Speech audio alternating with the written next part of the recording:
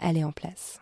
C'est la poudre. Tiens, on a découpé une femme en morceaux rue de la bienséance à 2 pas du chat. Tiens, on a découpé une I am a feminist. Je vous obsède avec une constance Je ne suis pas conduite qui appelle quand même l'admiration. d'une façon conforme à ce qu'on attend d'une jeune fille d'abord et d'une femme ensuite. I'm sorry that I didn't become the world's first black classic pianist. Des femmes artistes, activistes, inspirantes, politiques, des femmes puissantes. Je crois qu'une femme qui existe dans son temps, à l'intérieur de son temps, n'a pas d'époque, elle Bienvenue marque son époque. dans la Boum. poudre. Je suis Lorraine Bastide et aujourd'hui, je reçois Anne Cheng. Le feu est parti de la Chine et maintenant, c'est la Chine qui fournit les extincteurs et nous sommes totalement dépendantes d'elle pour les avoir. Cette crise nous oblige à nous demander à quoi on sert. Il y a ceux, et surtout celles, qui ont des métiers essentiels à la société. Celles qui sont sur le front, à se battre contre la maladie, à soigner nos anciens, à nous nourrir, à nous assurer un environnement propre et sain. Je voudrais remercier ces femmes-là et leur faire la promesse qu'on ne les oubliera pas demain quand il faudra se battre pour qu'elles soient rémunérées à la hauteur de leur importance et traitées avec le respect qui leur est dû.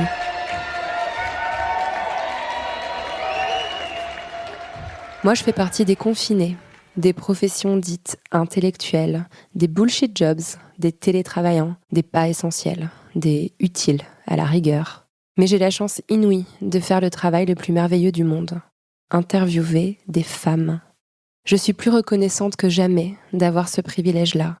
Il me permet de poursuivre avec vous le cycle Elle pense l'après, en compagnie de l'une des plus grandes penseuses que j'ai jamais rencontrées. Anne Cheng est sinologue et professeure au Collège de France. J'avais eu la chance de l'interviewer une première fois pour mon émission Les Savantes sur France Inter, il y a 2 ans de cela. Je voulais qu'elle vienne ici, dans la poudre, partager avec vous ce savoir immense qu'elle détient sur la Chine. Il m'a semblé que c'était urgent, et elle a accepté mon invitation. Bande de vénardes et de vénards.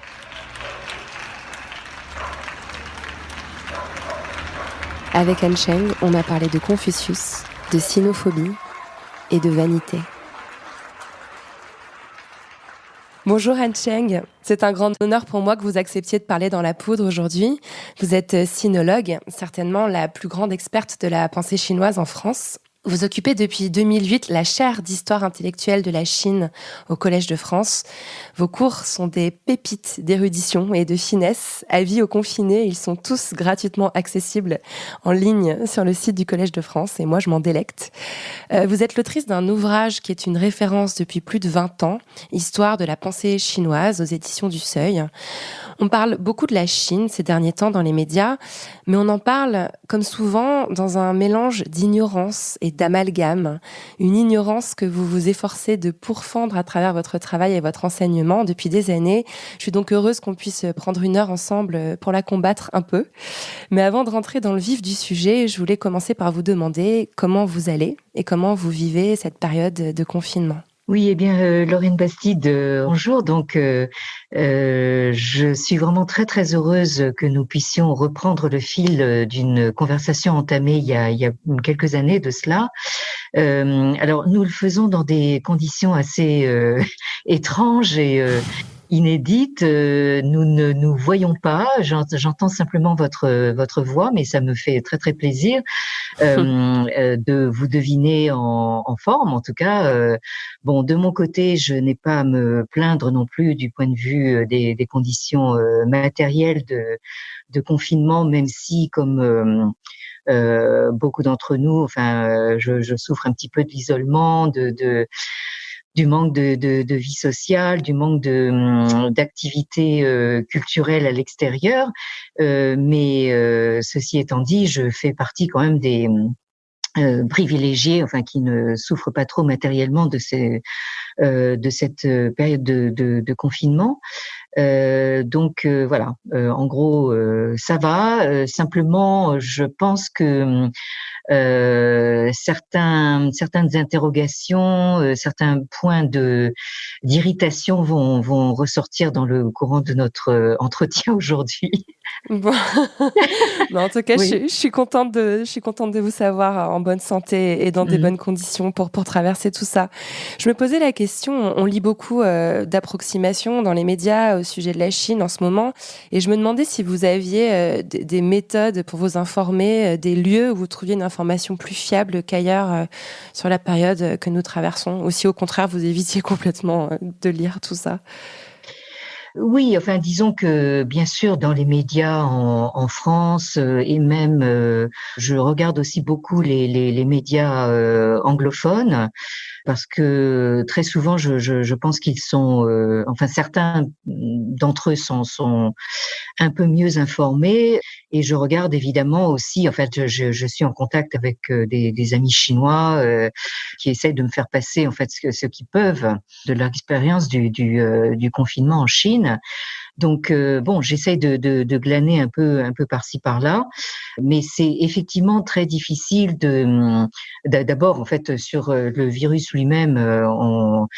Même les scientifiques avouent ils cherchent encore, ils ont encore rien de certain. Mais en ce qui concerne alors tout le reste, enfin tout le comment dire l'aspect social, toute la souffrance individuelle des gens, enfin bon ça évidemment on a beaucoup moins d'informations là-dessus. Ouais. Est-ce que vous parvenez à assurer une continuité dans votre travail de recherche et d'enseignement avec le Collège de France malgré l'isolement et la distance ? Bien, écoutez, c'est quelque chose d'assez curieux parce que je suis en contact avec un certain nombre de mes collègues au collège. Nous avons réussi à faire une assemblée. Nous avons une assemblée en général 3 fois par an. Et donc, nous devions avoir une assemblée fin mars qui, pour la première fois depuis 1530, c'est-à-dire depuis la fondation du Collège de France, a eu lieu de manière virtuelle en c'est extraordinaire de visioconférence. penser ça. Donc oui, on travaille dans des conditions assez bizarres. Et après cette assemblée, ben évidemment, tout le monde est retourné dans son isolement. Et j'ai eu l'occasion simplement de m'entretenir par téléphone avec certains de collègues plus proches, et on a tous convenu effectivement que on a tous du mal à nous concentrer sur notre travail de recherche proprement dit, parce qu'on est quand même très perturbé par d'abord par ces nouvelles conditions de vie, et puis ce que nous lisons partout concernant ce qui se passe dans le monde, etc. Et moi encore plus du fait que je suis particulièrement concernée et exposée, enfin, à ce qui se passe en Chine. Enfin, je veux dire, donc là, je dois dire que ça m'est très difficile de faire comme si de rien n'était et me dire chic, je suis enfermée chez moi, autant en profiter pour avancer un bon coup dans mon travail. Ça, c'est, je crois que aucun de nous ne peut dire ça en ce moment. Ouais, il y a beaucoup de personnes qui disent qu'elles ont du mal à lire des romans. Enfin, on a du mal à s'extraire en fait du réel et de l'immédiat en ce moment. Oui. Et ouais. évidemment, on est tous bien sûr dans une forme d'angoisse parce que on sait pas du tout quand tout ça va finir, et est-ce que ça va finir, et comment ça va finir. Enfin bon, on est dans une incertitude totale, et donc ça crée effectivement une forme au moins d'anxiété, et on a aussi du mal justement en fait à se projeter maintenant dans un avenir quelconque. Enfin, je crois que beaucoup d'entre nous, enfin en tout cas c'est mon expérience, je me prends à regretter justement toutes les deadlines, enfin les échéances, les dates butoirs qu'on nous impose dans la vie académique. Je me prends à regretter ça parce que du coup le temps n'est plus structuré du tout. Enfin donc c'est très très perturbant. Ouais, c'est très étrange, et c'est quelque chose que toute l'humanité est en train de vivre, ce qui est d'autant plus vertigineux. Oui. Alors Anh Cheng, dans La Poudre, on essaye de comprendre le parcours des femmes qui font la société actuelle. Donc même si cet épisode, je le veux quand même axé sur l'analyse, sur votre expertise scientifique, on va prendre quelques minutes pour mieux vous faire connaître des auditrices et auditeurs. Dans votre leçon inaugurale au Collège de France, vous décriviez votre enfance en ces termes. Je suis née de parents chinois dans le monde de l'après-guerre. Mon enfance a été marquée par la séparation entre un père resté en France et une mère repartie en Chine, alors coupée du monde, pour se trouver happée par la révolution culturelle. Quel rôle joue ce début de vie dans la fonction de chercheuse et d'intellectuelle que vous occupez aujourd'hui ? Oui, là nous renouons en fait avec notre entretien précédent. Le rôle que ça joue, c'est fondamental. Je pense que cette situation de déchirement, non seulement entre deux abstractions, c'est-à-dire on pourrait dire le bloc de la culture dite occidentale, disons européenne, française, d'un côté, et le bloc de la culture chinoise de l'autre. En réalité, ici, c'est un déchirement entre deux parents, c'est-à-dire donc un père qui a choisi de vivre en France et qui l'a dit haut et fort sur tous les tons et de toutes les manières possibles et imaginables, et d'autre part une mère qui décide de rentrer en Chine exactement en août 1966. Pour ceux d'entre nous qui avons connu cette période, c'est très clair que ma mère est tombée à pieds joints sur le début de la révolution culturelle en Chine, et donc ensuite je n'ai plus de nouvelles d'elle pendant au moins 10 ans. Je ne savais pas du tout ce qu'elle était devenue. Ma mère était artiste peintre, et quand je l'ai enfin retrouvée, donc au lendemain de la Révolution culturelle, j'ai pu aller enfin en Chine. Je l'ai découverte complètement détruite, parce qu'elle n'avait pas pu peindre du tout, puisqu'elle pratiquait elle était venue en France d'ailleurs pour étudier la peinture dite occidentale, la peinture à l'huile, qui n'était pas véritablement en faveur pendant la Révolution culturelle, et donc elle n'a pas pu peindre, et donc je retrouve une mère complètement défaite, et d'ailleurs elle est morte peu de temps après dans un accident de la circulation. Elle a été happée par un camion et elle est morte dans cet accident. Donc pour moi, la Chine, si vous voulez, c'est pas du tout le pays de l'harmonie qu'on voudrait nous faire croire. Enfin, ça c'est une sorte d'autoprojection de la Chine actuelle, du pays de l'harmonie, qui n'hésite pas justement à donner dans l'oxymore, dans la contradiction dans les termes, qui nous parle du pays de l'harmonie socialiste. Tout ça, je n'y crois pas du tout. Donc le fait d'être dans ce déchirement permanent, que j'ai essayé d'en faire quelque chose justement en me consacrant à l'enseignement, c'est-à-dire à parler à mes concitoyens français, mais aussi mes concitoyens du monde, de ce que je comprends de la Chine. Ça a été ma façon à moi de recoller les morceaux. Oui, et de recréer des ponts entre les deux cultures. Vous vous présentez souvent comme une passeuse. C'est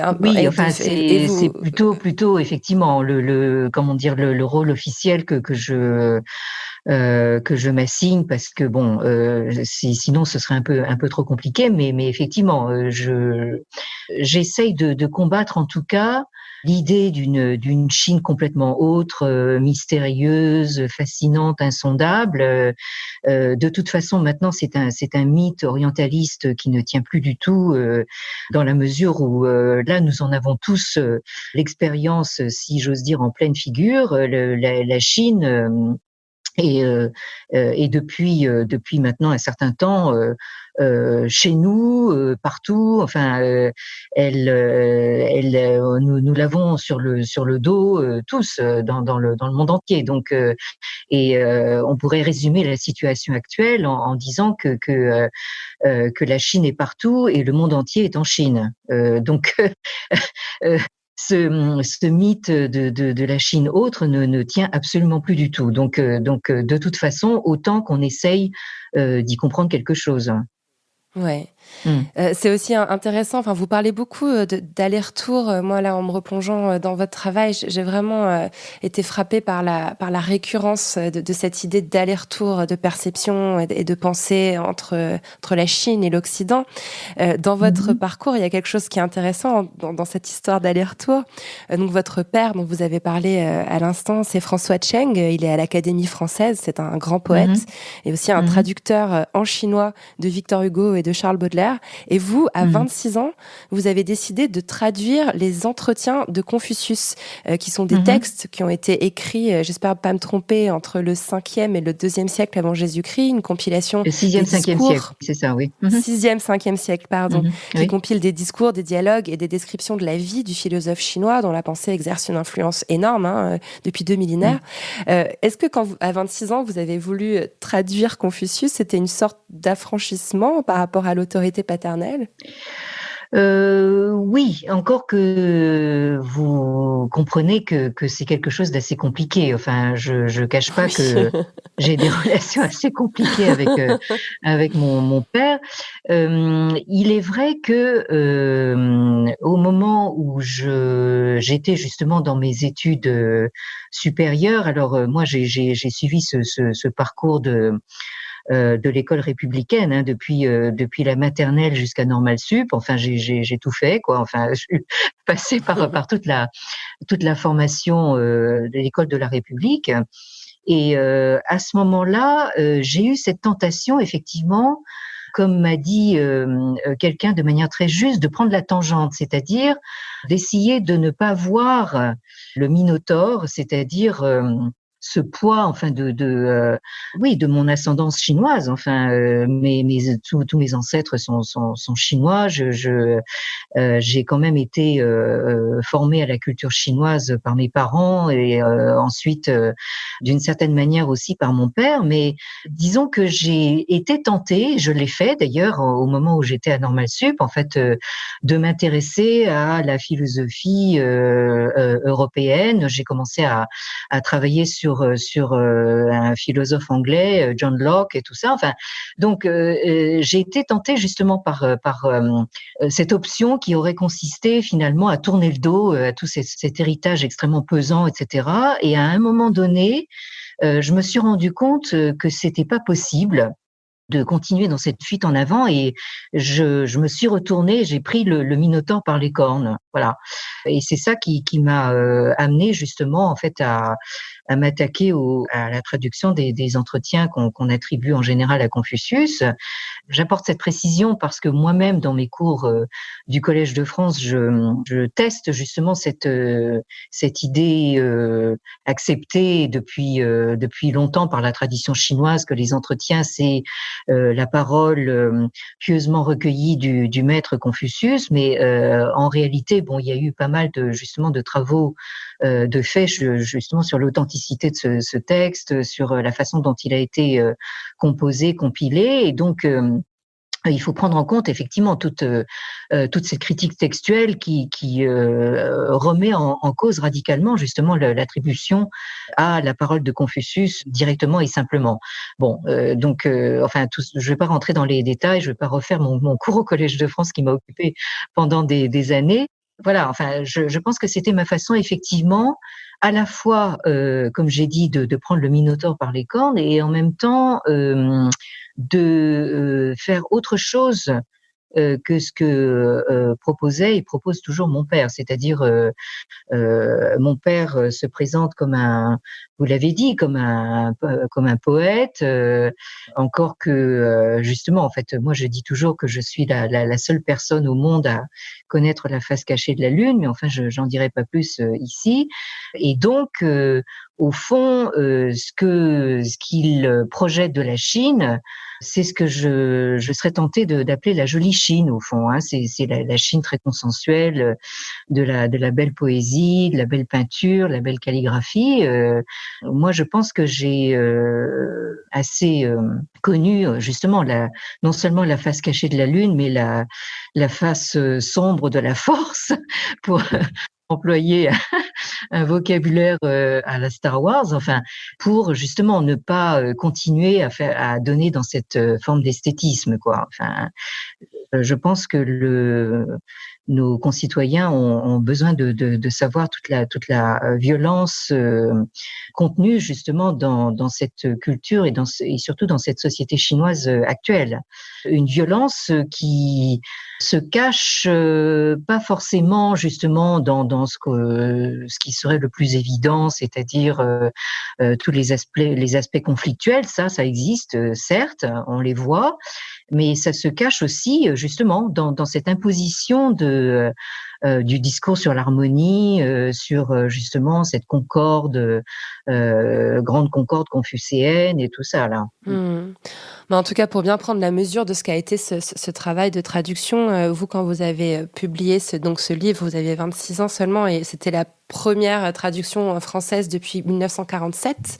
Ça vous a aussi permis de faire vraiment votre entrée dans le monde académique et de tout de suite imposer votre nom dans le domaine de la science, de la sinologie. Est-ce qu'il y a quelque chose sur le fond que ce texte vous aurait appris et qui vous sert encore aujourd'hui ? Alors, il y a en fait un autre aspect justement dans le choix des entretiens attribués à Confucius, là comme premier travail ou premier exercice, une sorte de, comment dire, une façon d'aller pour la première fois au feu, en fait, parce que la sinologie, c'est véritablement une exercitatio perpétuelle. Enfin, je veux dire, c'est d'abord un exercice d'humilité. C'est pour ça que j'en profite justement pour rectifier un petit peu ce que vous avez dit au début en me présentant. Je suis pas du tout la plus grande sinologue de France. Enfin, je suis entourée par des collègues qui sont tous plus érudits, savants que moi. Enfin, je veux dire, bon, j'ai été contre mon gré propulsée dans cette position au Collège de France. Je ne l'avais pas désiré, j'en voulais pas. Bon, on m'a tordu le bras pour que j'y aille, et donc maintenant que j'y suis, je suis obligée de faire ce que je peux pour la profession. Mais nous sommes toute une communauté, donc j'insiste beaucoup là-dessus.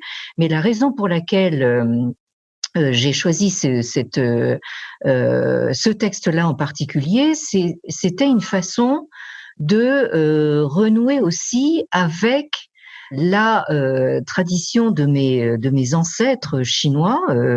Je viens d'une famille de lettrés que mon père, d'une certaine façon, a renié. En fait, il lui-même s'est construit comme rebelle par rapport à cet ordre confucéen. Bon, je comprends ses raisons, parce que l'ordre confucéen, surtout celui qu'il a connu, est un ordre extrêmement patriarcal, assez imposant, enfin, je veux dire, et contraignant. Et donc, je comprends très bien qu'il ait éprouvé le besoin de s'en libérer, de s'en dégager.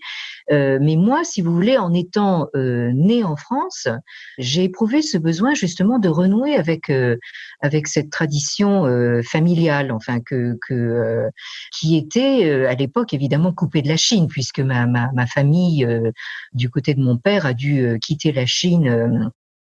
Après la prise du pouvoir par les communistes. Et donc là, c'était pour moi une façon de renouer avec ça. Et j'ai fait ça quelques années avant de connaître mon mari, qui était chinois, enfin de Chine populaire, de Shanghai. Et donc nous sommes mariés peu de temps après, et nous avons vécu pendant une trentaine d'années ensemble, en élevant 2 filles qui sont maintenant adultes. Et mon mari a eu un cancer, enfin il y a plusieurs années, dont il est décédé. Et donc tout ça, c'était ma façon justement de renouer avec cet arrière-fond chinois que je ne pouvais pas ignorer. Voilà. Enfin, j'en reviens à mon propos de tout à l'heure. C'est à un moment donné cette volte-face qui a fait que je me suis dit, bon, je peux pas continuer à me contenter de faire comme si ça n'existait pas. Et donc voilà, j'ai fait tous ces efforts justement pour essayer de, comme je dis toujours, de recoller les morceaux. Ouais. J'ai une question rituelle que je pose à toutes mes invitées. Elle est un peu étrange, je m'en excuse d'avance. Est-ce que vous êtes devenue femme ou est-ce que vous êtes née femme, Han Cheng?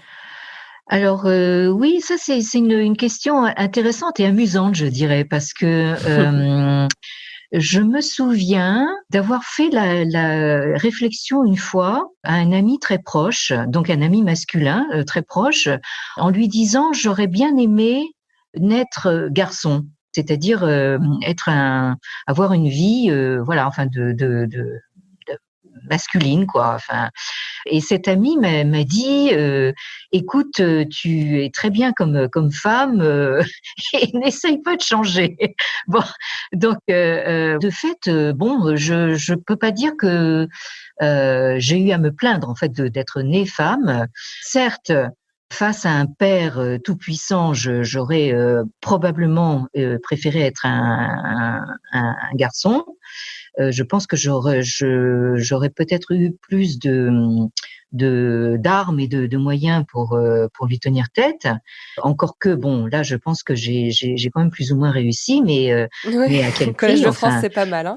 oui, quel prix quand même, on le saura jamais, hein, vous savez. Bon, et là, je me dis quand même, vous savez, je suis dans une institution, le Collège de France, qui est quand même, en fait, nous sommes pourtant dans une France républicaine, égalitaire et tout ça, mais au Collège de France, nous sommes très très loin de la parité. Hein, Ah oui, vous êtes une poignée de femmes à peu près peine. une cinquantaine Oui. de chaires et nous sommes Ouais.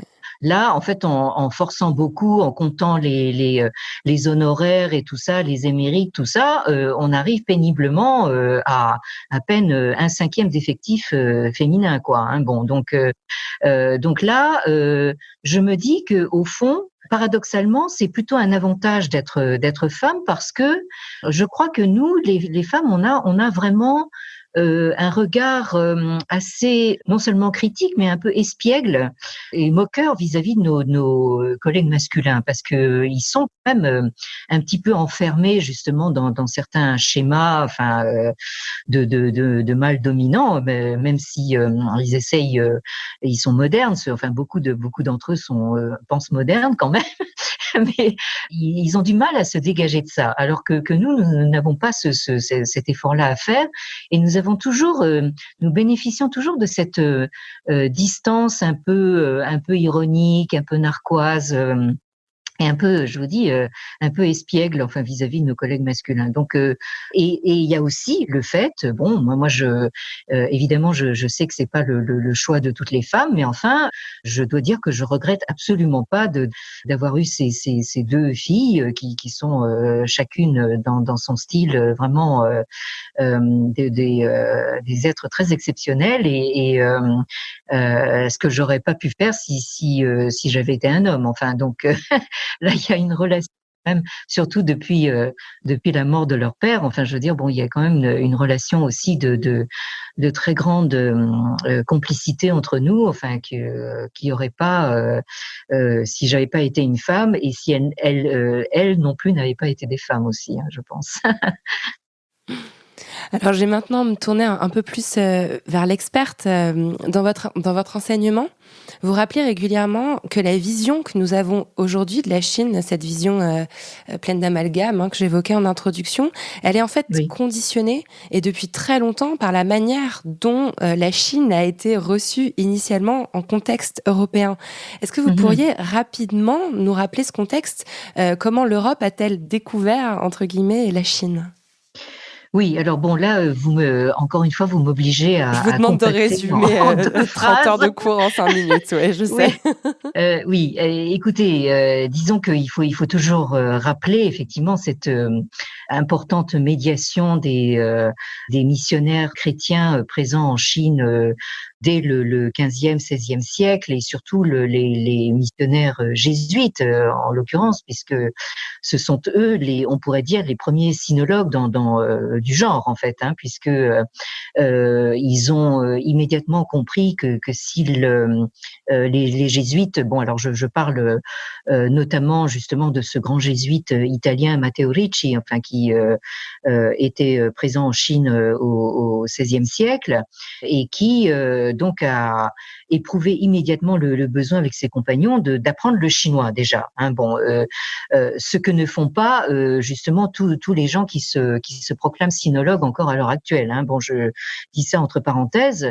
Donc là, les jésuites, c'était de véritables sinologues, qui étaient sur le terrain, qui parlaient la langue, qui ont été même adoptés comme des amis par les élites lettrées chinoises de l'époque, et qui ont donc pu être justement les premiers passeurs vers, de cette culture confucéenne d'élite vers les élites européennes.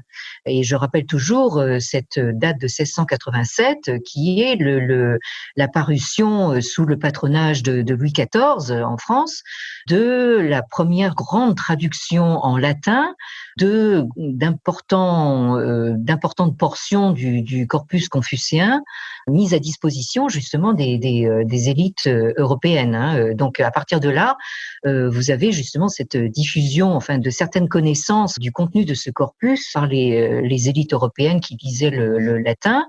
Et donc on a effectivement une perception qui vaut ce qu'elle vaut, qui est mieux que rien, qui vaut mieux que rien, mais qui est quand même biaisée forcément, parce que les jésuites avaient quand même leur programme en Chine. Il faut quand même pas oublier qu'ils étaient là pour convertir les Chinois. Ils n'ont pas trop réussi sur ce plan-là, mais en revanche, ils ont bien réussi à convertir les élites européennes à une certaine sinomania, qui a perduré jusqu'à peu près au milieu du XVIIIe siècle. À partir de là, c'est une autre histoire parce que vous avez une espèce de retournement qui se produit à ce moment-là, et qui finit dans une sinophobie totale dans le courant du XIXe siècle. Mais ça, je vais pas trop m'étendre là-dessus, mais toujours est-il que on a dès le départ une vision assez idéalisée justement de cette culture confucéenne que les jésuites présentent comme une sorte de religion civile, puisque c'est dans leur intérêt de montrer que les Chinois ne sont pas agrippés à une croyance religieuse quelconque, pour mieux pouvoir justement installer leur propre foi en un Dieu unique, le Dieu chrétien. D'une certaine manière, dans leur stratégie, ça les arrange de montrer que les Chinois n'ont pas l'esprit religieux. C'est encore d'ailleurs une sorte d'idée toute faite, qui prévaut dans beaucoup d'esprits à l'heure actuelle. Le chinois n'a pas l'esprit religieux, ce qui est évidemment anthropologiquement impossible. Passons. Et donc là, on crée d'une certaine manière une Chine qui est à la fois proche, puisque évidemment, on rappelle toujours les Voltaire, les Leibniz, etc., qui nous disent mais ces Chinois finalement ils raisonnent comme nous, ils raisonnent à la lumière naturelle de la raison, et en même temps lointain, c'est-à-dire donc tout ça se combine avec justement la caricature qu'on a faite de cette malheureuse phrase de Montesquieu qui qualifie le régime, les régimes orientaux et chinois en particulier de despotiques. Alors évidemment tout ça se combine pour créer l'image d'une Chine à la fois proche et lointaine et autre, qui n'a fait que s'accentuer évidemment. Cette altérité chinoise n'a fait que s'accentuer avec justement ce retournement dont je parlais et qui a terminé dans cette sinophobie avec le rejet de la Chine par Hegel en dehors du domaine philosophique européen, etc. Là, je vous résume, je vous dis en 2 minutes, 2 années de cours au Collège de France. Ouais, mais vous l'avez fait merveilleusement et c'est ça qui vous rend, à mon avis, une si grande sinologue, c'est que vous avez un savoir-faire de vulgarisation et de partage qui est assez unique. Alors, vous avez passé 30 ans à mener des travaux d'enseignement et de recherche sur l'histoire intellectuelle de la Chine.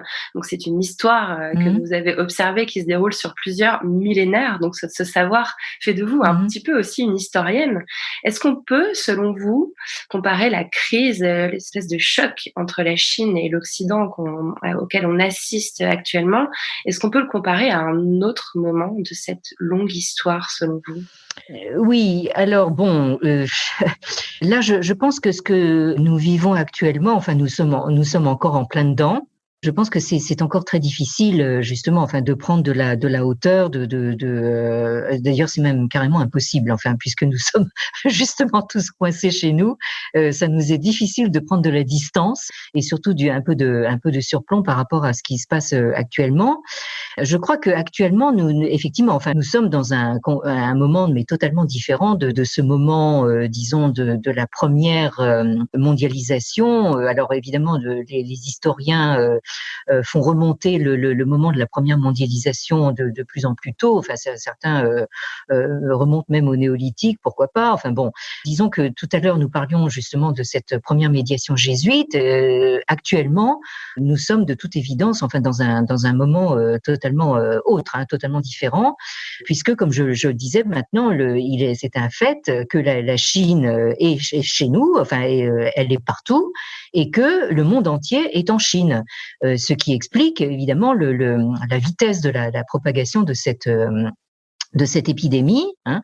Alors, je ne vais pas répéter ce que j'ai déjà dit par ailleurs là concernant justement en fait la responsabilité de la Chine dans l'origine de cette épidémie et la vitesse de sa propagation. Hein. On ne va pas rentrer dans cette polémique là encore une fois, mais toujours est-il que cette pandémie, ce qui est devenu une pandémie, est vraiment le signe mais matérialisé et que nous prenons en pleine figure de cette mondialisation où la Chine joue un rôle absolument central.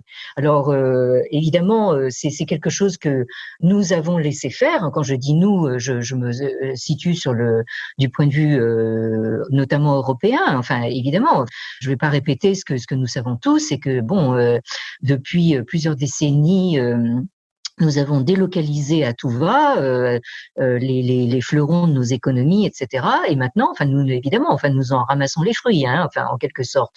C'est-à-dire que, voilà, enfin, nous apercevons que nous dépendons presque totalement, enfin, de l'économie chinoise, des produits chinois, etc. Et l'ironie, c'est que, effectivement, cette épidémie qui est partie de la Chine, d'une certaine manière, le feu est parti de la Chine, et maintenant, c'est la Chine qui fournit les extincteurs et nous sommes totalement dépendants d'elle pour les avoir, vous comprenez. Donc là, nous sommes véritablement dans une donne totalement différente. C'est pour ça que je combats, mais alors avec la dernière énergie, cette essentialisation de la Chine. Quand nous parlons de la Chine, et c'est là que justement, en fait, un point de vue d'historien est important, il faut exactement spécifier de quoi on parle. Enfin, quelle Chine, parmi des Chines au pluriel, enfin des milliers de Chines possibles, et à la fois dans l'espace et dans le temps. Donc là, je crois que le travail de l'historien, c'est véritablement, enfin, de préciser de quoi on parle et d'apporter toujours justement cette mémoire historique, enfin, qui donne une profondeur critique à tous nos propos. Hein.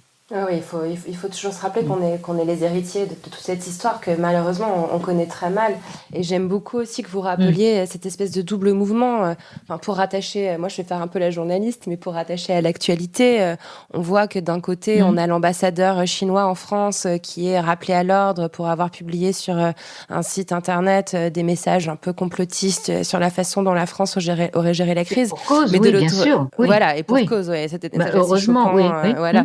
Mais de l'autre, on sait qu'il y a une grande dépendance vis-à-vis de l'économie chinoise, qui nous fournit les masques, qui a, si on veut éponger une partie de la dette africaine, on peut pas faire sans la Chine. Donc cette espèce d'amour, haine, rejet, attraction est plus vivant que jamais. Donc c'est mieux de savoir d'où on vient et comment tout ceci s'est construit pour comprendre ce qui se joue aujourd'hui. Il y a un autre aspect très important dans cette crise du coronavirus, c'est qu'on a vu se développer un racisme en Occident anti-asiatique qui a été dénoncé dès fin janvier avec un hashtag « Je ne suis pas un virus » qui a émergé bien avant qu'on prenne la mesure de ce qui nous arrivait. Plus récemment, le 15 avril, oui, non, mais tribune, je le sais parce que j'en étais victime moi-même, hein, oui. Ouais. Je vais justement lire un passage de la tribune qui a été publié tout récemment dans Mediapart, qui a été signé par de nombreuses personnes concernées. La crise sanitaire du Covid-19 s'est accompagnée de la propagation de propos et de comportements racistes envers les personnes perçues comme asiatiques. Dans l'espace public, nous sommes confrontés à la suspicion, à la méfiance, au regard insistant, aux insultes, aux agressions verbales, aux violences physiques. En ces temps difficiles pour tous, nous refusons la violence supplémentaire engendrée par la haine et le mépris. Je voulais justement vous poser la question, est-ce que c'est quelque chose que vous avez vécu ? Oui, certainement. En fait, avant même que soit imposée la mesure de confinement, oui, certes, j'y étais exposée aussi. Ce qui m'a confortée dans l'idée que justement, il faut quand même faire la part des choses. Bon, alors quand on parle de Chine, actuellement, qu'est-ce que ça veut dire? L'entité Chine en tant que État-nation moderne, ça correspond actuellement à ce qu'on a pu appeler un État-parti, un État avec un parti unique. Alors ça, il faut pas le confondre évidemment avec la population chinoise, la société chinoise qui, elle, a souffert et souffre encore énormément, enfin de ce dont elle est pas véritablement responsable. Bon, elle en subit les conséquences. Alors maintenant que l'épidémie est devenue une pandémie, évidemment, on est tous un petit peu à la même enseigne, mais stigmatiser justement certaines décisions politiques émanant justement de cet État-parti qui s'appelle la Chine, c'est pas du tout la même chose que de stigmatiser enfin des gens qui ont un faciès chinois et qui sont d'ailleurs pas forcément chinois. Là, on en revient à un préjugé colonial. Enfin, tous les gens qui ont un faciès chinois, enfin asiatique, on les appelle des Chinois. Enfin bon, je rappelle quand même, enfin que en Asie même, d'autres régimes qui, comme par hasard, enfin sont beaucoup plus démocratiques. Enfin, c'est pas difficile. Je pense à la Corée du Sud, je pense au Vietnam, je pense à Taïwan, etc. Enfin bon, se sont beaucoup mieux débrouillés avec cette épidémie. Enfin bon, donc là nous avons quelque chose un espèce de préjugé colonial qui est en train de ressortir effectivement. Alors allons-y avec gaiement, avec le péril jaune, etc. Enfin et cette idée que tout ce qui est sale, comment dire. Malade, etc., vient d'Asie. Enfin bon, ce qui est pas tout à fait vrai, étant donné que il a été quand même montré que la grippe espagnole de 1918, qui a fait beaucoup plus de dégâts, en tout cas au final, émanait des États-Unis. Bon, enfin donc voilà. Je crois il faut quand même être conscient. Ouais. Mais c'est vrai que ça s'est aussi accompagné. Ça s'est aussi accompagné de tout un ensemble de préjugés sur la façon dont les Chinois se nourrissent, sur une certaine, enfin voilà, beaucoup d'amalgames concernant les modes de vie en fait, l'hygiène en Chine. Enfin, on a vu passer des choses complètement farfelues et on a l'impression que c'est une espèce Oui. Enfin, vous avez parlé tout à l'heure d'une espèce de sinophobie latente. On a l'impression que le virus a servi de catalyseur, comme si on avait d'un seul coup lâché les vannes. Oui, alors là, je crois qu'on a effectivement la combinaison d'un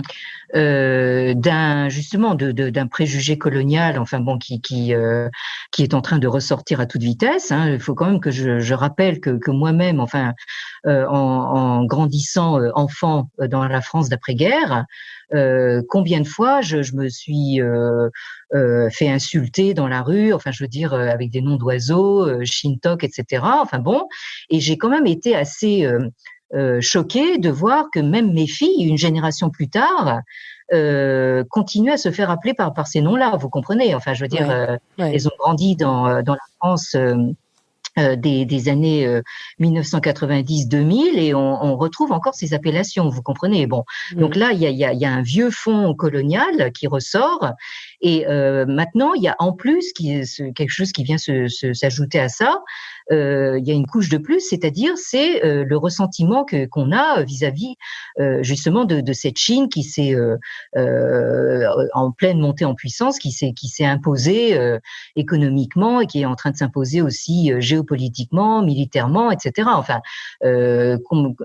combien de fois j'ai entendu dans les chancelleries nos braves diplomates dire au moment où justement la Chine commençait à prendre un ton un peu plus agressif, dire ah mais comment se fait-il la Chine devient agressive, etc. Mais enfin là aussi il faut être un petit peu historien et se rappeler son propre passé, n'est-ce pas? Enfin je veux dire bon l'Europe a eu effectivement son temps à elle, effectivement d'agressivité, d'agressivité coloniale, bon, d'une certaine manière, on peut comprendre. Hein, c'est pas que je le justifie ou que je l'excuse, mais que la Chine dise, ben maintenant c'est notre tour.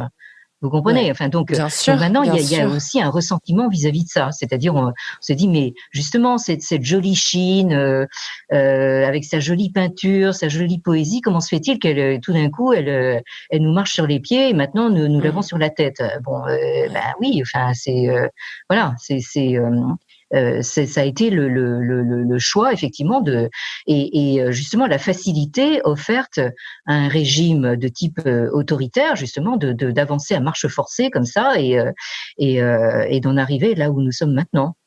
On retrouve encore là ce mouvement de balancier, cet effet miroir que vous décrivez souvent. Et dans cette histoire, si je peux me permettre de l'appeler comme ça, histoire de racisme, il y a encore un effet balancier parce qu'aujourd'hui, les médias semblent très prompts à dénoncer le racisme qui s'exercerait en Chine vis-à-vis des Occidentaux ou des Africains, ce qui correspond à un moment en Chine où le gouvernement tente de faire monter la rumeur que le virus serait venu de l'extérieur, voire des États-Unis. Enfin voilà, moi je vois encore cette espèce d'idée d'aller-retour permanent que vous décrivez. Est-ce que vous y lisez la même chose ? Oui, alors bon, là il y aurait plusieurs choses. Bon, j'aurais certaines choses à dire sur les relations entre la Chine et l'Afrique, mais enfin ça va nous peut-être nous conduire trop loin. En revanche, il y a une chose vraiment importante que j'aimerais souligner justement dans ma propre démarche, c'est que précisément j'essaye à toute force de ne pas me situer dans ce que vous appelez ce balancier, cet effet pendulaire, cette espèce de face à face complètement stérile, cet effet de miroir. Ça, c'est vraiment quelque chose que j'ai toujours refusé et récusé avec la dernière énergie. Et c'est pour ça que précisément dans ma leçon inaugurale, je parle non pas de va-et-vient, mais ou de face à face, ou de vis-à-vis, mais de circulation. Oui. Et c'est pour ça que je pense que ces dernières années, j'ai justement essayé de me dégager de cette notion de la centralité chinoise. Enfin, j'ai d'abord essayé d'analyser ce qu'était cette centralité chinoise. Pourquoi est-ce que la Chine se désigne comme le pays, l'empire du milieu? Pourquoi et comment est-ce qu'on peut essayer de se dégager de là? Et en fait, le résultat, ça a été que j'ai essayé de regarder évidemment du point de vue de la Chine, mais du côté de ses voisins, c'est-à-dire de ses voisins immédiats, qui ne sont vraiment pas négligeables. Vous avez quand même l'Inde d'un côté et le Japon de l'autre. Alors j'ai enclenché justement ce cycle de circulation régionale entre ces poids lourds. Alors pour l'instant, je n'ai pu envisager que justement ce regard vers l'Inde, qui a débouché d'ailleurs sur un ouvrage collectif qui vient d'être mis en ligne sur Open Edition Books et en ligne et en accès libre. Donc vous êtes absolument bienvenus à aller regarder. Merci pour l'information. C'est un livre qui est totalement en anglais, qui s'appelle India-China Intersecting Universalities, c'est-à-dire Inde-Chine, universalité entrecroisée. Et donc là, vous voyez un petit peu justement l'effort fourni pour essayer de décloisonner cette espèce de vis-à-vis complètement stérile. Hein. Bon. Une espèce de binarité qui est complètement fantasmée, quoi. Oui, c'est ça. Et donc ça, je pense que c'est absolument essentiel, non seulement que nous, en tant que intellectuels, historiens européens, que nous fassions cette démarche, hein, et ne pas nous laisser prendre dans cet éternel vis-à-vis, comment dire, Orient-Occident, Chine-Occident, etc. Ce binarisme, quoi. Bon, et essayer vraiment au moins d'aller vers la triangulation et la multipolarité. Bon, et d'autre part, bon, alors j'avais aussi quelque chose à dire justement concernant la relation avec l'Afrique. Parce qu'il se trouve que la dernière mission à l'étranger que j'ai faite au nom du Collège de France à l'étranger, ça a été au Cameroun, en Afrique subsaharienne, où je me rendais pour la première fois fin janvier. Oui, enfin en janvier, tout simplement. Et donc, je me suis rendu compte avec une certaine stupeur et un certain effarement que, en tout cas, évidemment, vous me direz, le Cameroun, c'est pas toute l'Afrique, mais enfin, tout de même, de voir justement ces élites extrêmement cultivées. J'étais invitée par des collègues philosophes camerounais, de voir que ces élites étaient pour beaucoup complètement vendues à la Chine, pour dire les choses très brutalement et sommairement, quoi. Hein. C'est-à-dire donc justement alors de faire, alors eux essayent évidemment de se dégager de l'histoire coloniale blanche, enfin française en particulier, dans ces secteurs de l'Afrique, et donc ils croient voir en la Chine justement une nouvelle puissance qui va les sortir justement de leur situation précédente, c'est-à-dire de cette situation de coloniser aux mains des Blancs, et donc ils pensent que la Chine opère encore sur l'esprit de Bandung, c'est-à-dire la solidarité entre les pays sous-développés, etc. Et ce en quoi ils se trompent complètement, parce que la Chine de maintenant, c'est plus du tout la Chine de Bandung. Si elle est aussi présente en Afrique, il faut quand même pas non plus être naïf au point de, je répète la formule de notre président, être naïf au point de penser qu'elle est là par pure philanthropie, hein, et pour aider les frères africains, c'est pas du tout ça. Enfin, elle est quand même là pour se servir elle-même, enfin, des ressources dont elle a besoin. Hein. Même si c'est encore quelque chose on retrouve encore ça dans le discours des autorités chinoises. Hein. Tout récemment, le Nigeria a exprimé sa préoccupation parce qu'il y avait eu des violences contre des émigrés africains en Chine, et la Chine a répondu mais non, ce sont nos frères, nous sommes, a repris un peu ces éléments de langage que vous évoquez là. Oui, non, mais alors là, enfin bon, écoutez, là je veux pas jeter de l'huile sur le feu, mais enfin, écoutez, moi j'ai été justement après la révolution culturelle étudiante en Chine, où j'ai côtoyé justement pas mal d'étudiants africains, et j'aime mieux vous dire en tout cas qu'à cette époque, les étudiants africains étaient victimes d'actes d'un racisme mais primaire, quoi. Bon, alors maintenant peut-être que les Chinois ont changé de mentalité, mais enfin, moi j'ai été témoin, enfin, de scènes d'un racisme mais primaire, quoi. Enfin, on n'a plus d'équivalent maintenant en Occident, quoi. C'est carrément, je préfère ne pas rentrer dans les détails, mais enfin bon, on a tous en mémoire, enfin des émeutes carrément anti-noires, enfin je veux dire dans les années 80, 90. Enfin bon, alors maintenant, évidemment tout ça est un peu passé sous le tapis parce que la Chine a ses intérêts en Afrique, mais enfin, je pense que là aussi il y a certains instincts racistes qui sont encore là. Hein. Je veux dire, bon, faut pas se faire d'illusions. Hein. En tout cas, moi, ce que j'ai réalisé aussi au tout début de la crise, d'un point de vue vraiment purement personnel, c'est qu'en fait, il y a vraiment, c'est ce que vous dites depuis le début, hein, une incapacité fondamentale de l'Occident à saisir la Chine. Par exemple, au tout début de la crise, je me souviens qu'on entendait à la radio dire que le virus touchait une ville ou une province de Chine. Sauf que si on réalise pas que Wuhan, c'est 11 millions d'habitants et que la province de Hubei est aussi peuplée que la France, on comprend pas, en fait, l'ampleur de ce qui est en train de se produire. Est-ce que vous pensez que la crise actuelle pourrait permettre au monde de mieux saisir ce qu'est la Chine? En tout cas, il faut l'espérer. Enfin, je veux dire qu'on va pas en rester justement à ces espèces cette espèce de retour, de réaction à proprement parler vers des idées préconçues qui datent du 19e siècle. Hein, je veux dire, donc là, il faut espérer effectivement qu'on prendra mieux la mesure de ce qu'est la Chine actuellement. Effectivement, vous l'avez rappelé, certains disent avec là aussi une certaine naïveté, finalement ça n'a concerné qu'une seule province, mais effectivement c'est une province qui compte au moins une 50aine de millions d'habitants, autrement dit la population de la France, quoi, en gros. Donc là Quand on parle de la Chine, il y a aussi un problème d'échelle, vous Ouais. comprenez. On n'a pas la mesure de ça, en fait. Et je parlais effectivement, bien sûr, il y a aussi toute cette polémique entre la Chine et Taïwan, notamment concernant l'OMS, enfin l'Organisation mondiale de la santé, où la Chine communiste, la Chine continentale, a systématiquement essayé d'écarter donc Taïwan du tableau. Bon, même si Taïwan aurait des choses intéressantes à dire justement concernant la gestion de cette crise sanitaire. Enfin bon, mais le problème, ça reste quand même un problème d'échelle, c'est-à-dire que effectivement Taïwan s'est doté d'un régime plus démocratique. Encore une fois, c'est pas difficile, bon, si j'ose dire, face à cette Chine non seulement autoritaire, mais qu'on pourrait qualifier de totalitaire aussi.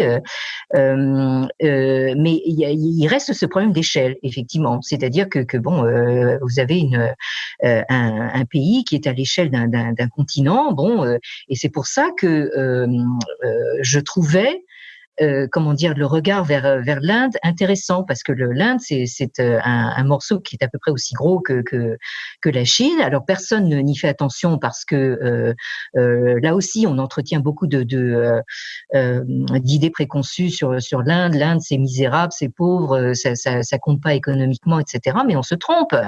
Je pense que si on veut regarder vers l'avenir, il faut regarder vers l'Inde et il faut regarder vers l'Afrique, justement, si elle arrive à se dégager de cette emprise chinoise. Hein. Bon, alors l'Inde, l'avantage, c'est que l'Inde, pour l'instant, en tout cas, moi c'est ce que j'espère, en tout cas, qu'elle ne suive pas la voie chinoise, parce que bon, je vois que la tentation est très très grande d'imiter le modèle chinois, mais si elle ne le fait pas, je pense qu'elle le fera très bien, et je pense que l'Inde c'est quand même assez gros. On a une population qui avoisine un peu les mêmes chiffres, etc., les dimensions aussi du pays, tout ça.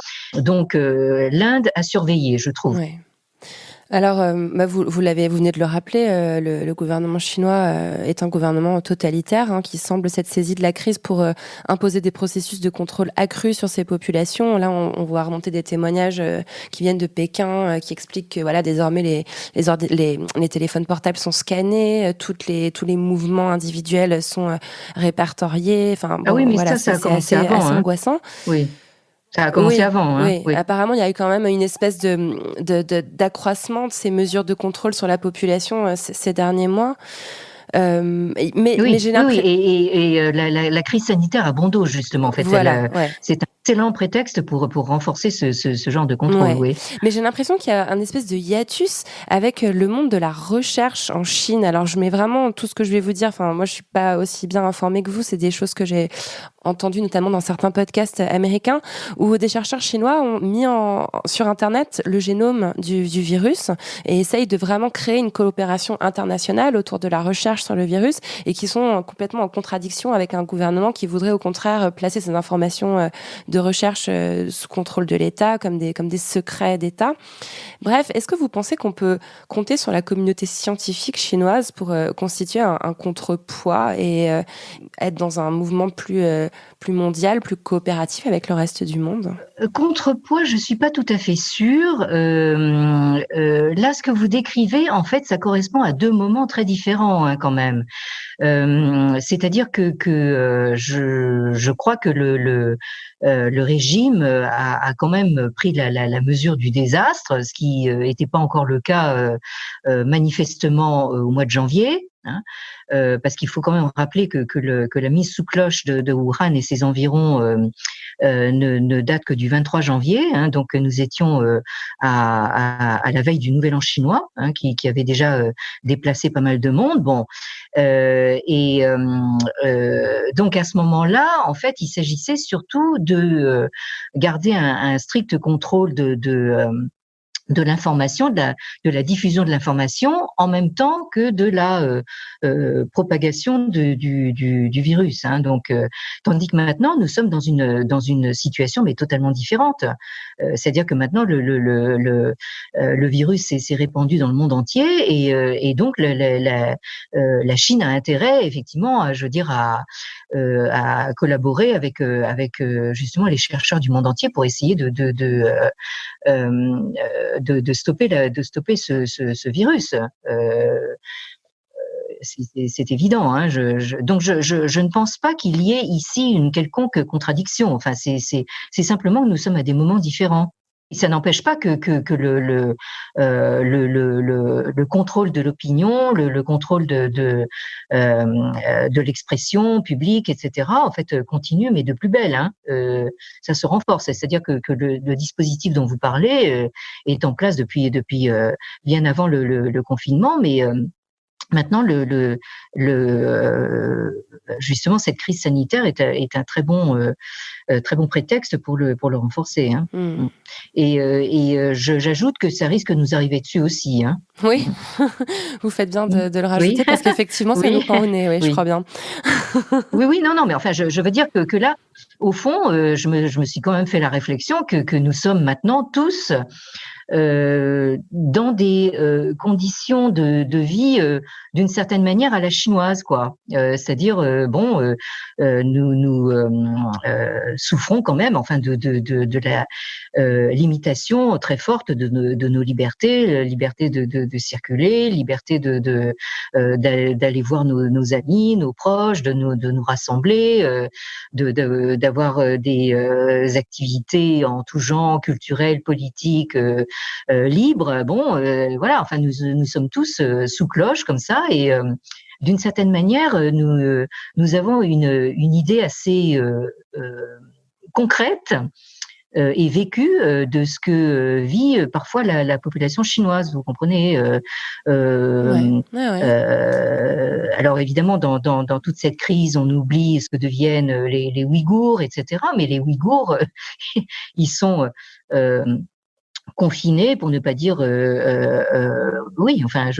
rassemblés dans des camps, enfin je veux dire depuis belle lurette maintenant, et naturellement toute cette crise mondiale les fait passer au second rang. Mais enfin je veux dire, il faut jamais oublier tout ça, quoi. C'est pendant la pandémie,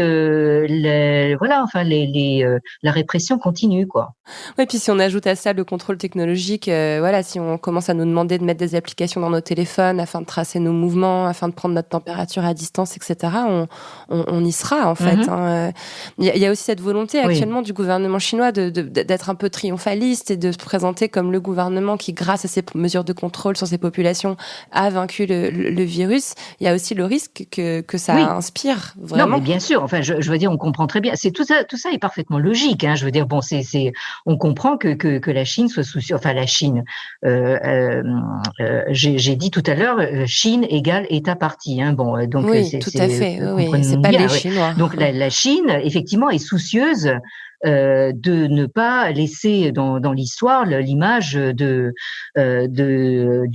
cette puissance qui est à l'origine de cette pandémie et de cette catastrophe mondiale à tout point de vue, quoi. Enfin, donc elle essaye de rattraper la chose en se posant comme le sauveur du monde, en distribuant des masques, etc. Enfin, maintenant, vous avez cette diplomatie, cette stratégie du masque, à laquelle, en fait, nous sommes tous exposés. Et en particulier, ça, c'est vraiment quelque chose de récent. Je fais partie à l'EHESS d'un centre qu'on appelle communément le centre Chine, et nous sommes aperçus, puisque nous sommes tous isolés, maintenant nous venons de nous apercevoir que nous avons tous été approchés par de soi-disant amis chinois pour nous distribuer des masques, vous comprenez. Donc ça, c'est je dis toujours que ça me rappelle ce film d'il y a plusieurs années qui s'appelait Un ami qui vous veut du bien,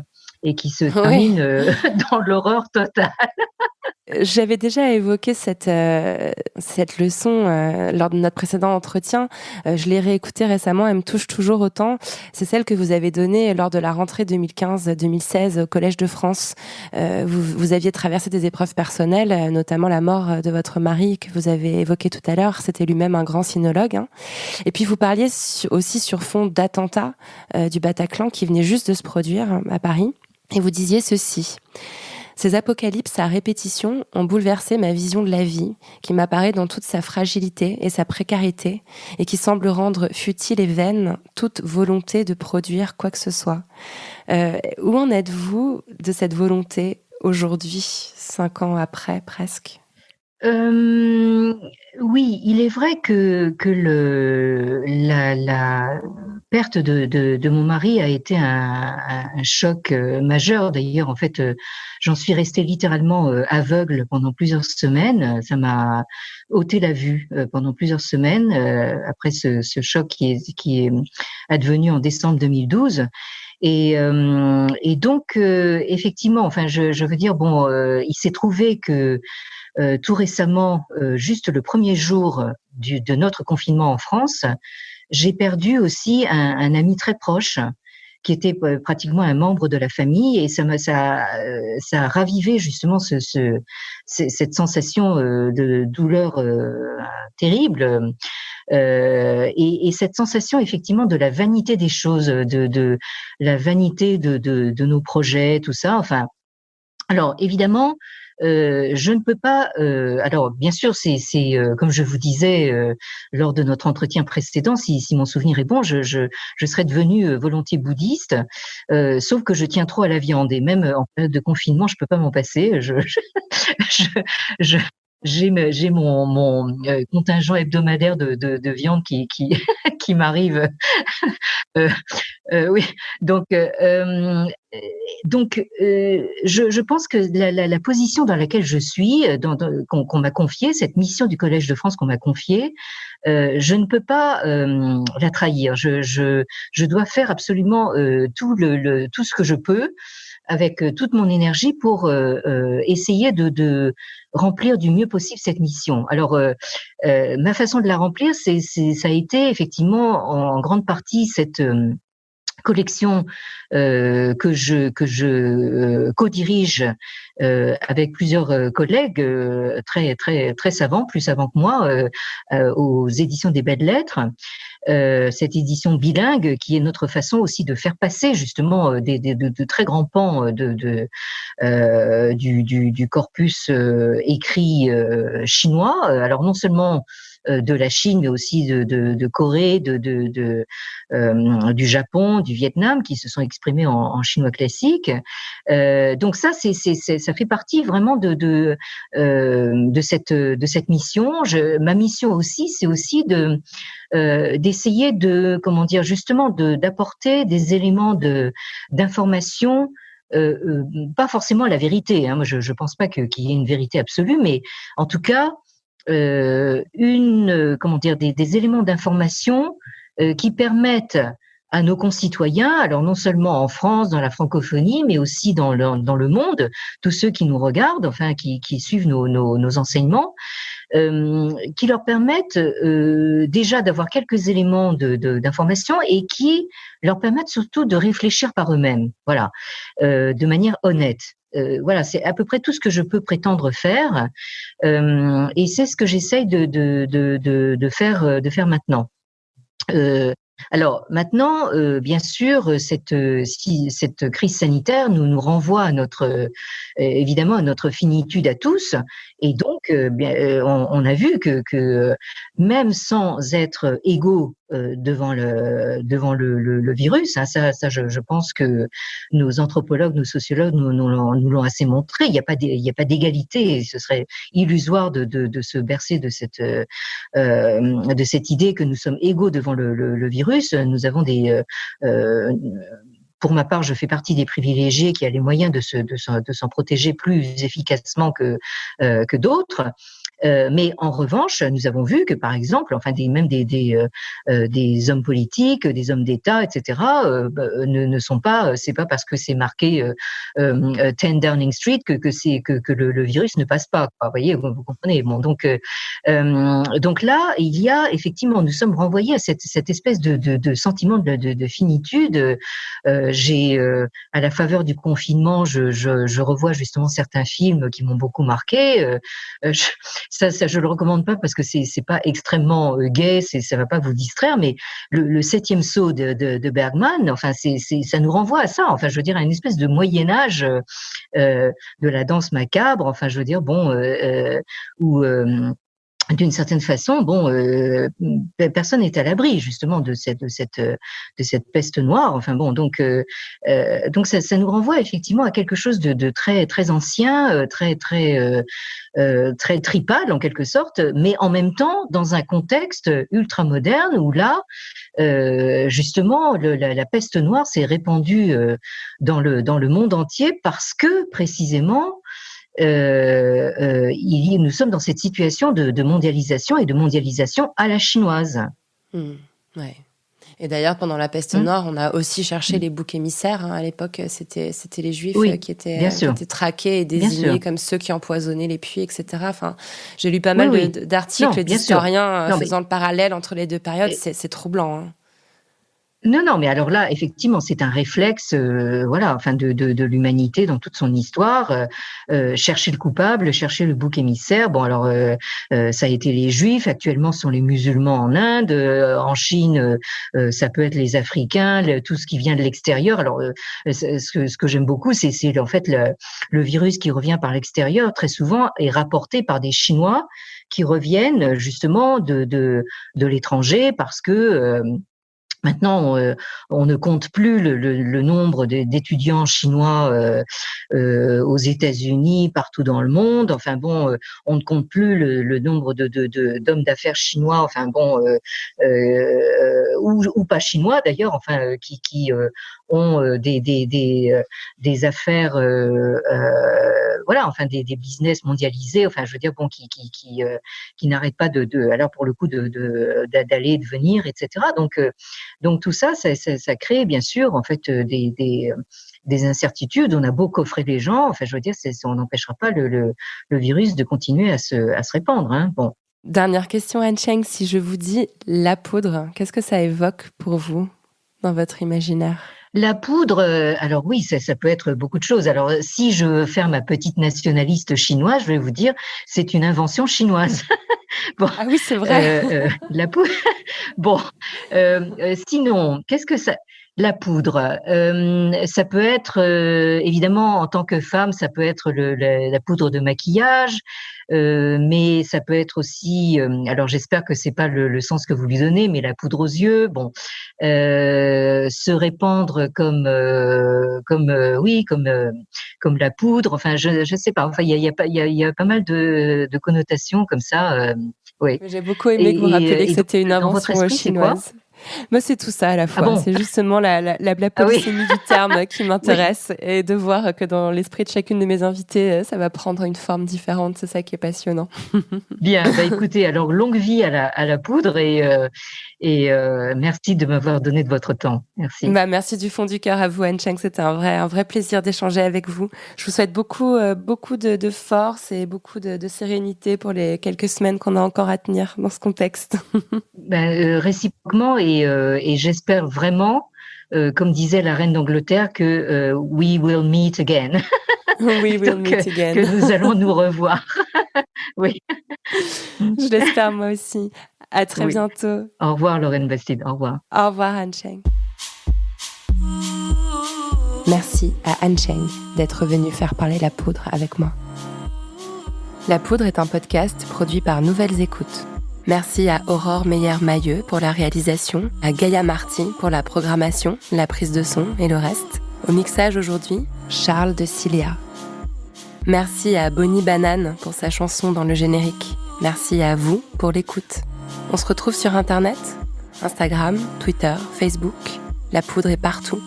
Si vous avez des réflexions, des compliments ou des critiques à faire, n'hésitez pas. J'adore ça. Ah, j'allais oublier, pour lire les mêmes livres que moi, allez sur le site La Poudre lit. Vous connaissez la suite, prenez soin de vous et continuez de faire parler la poudre.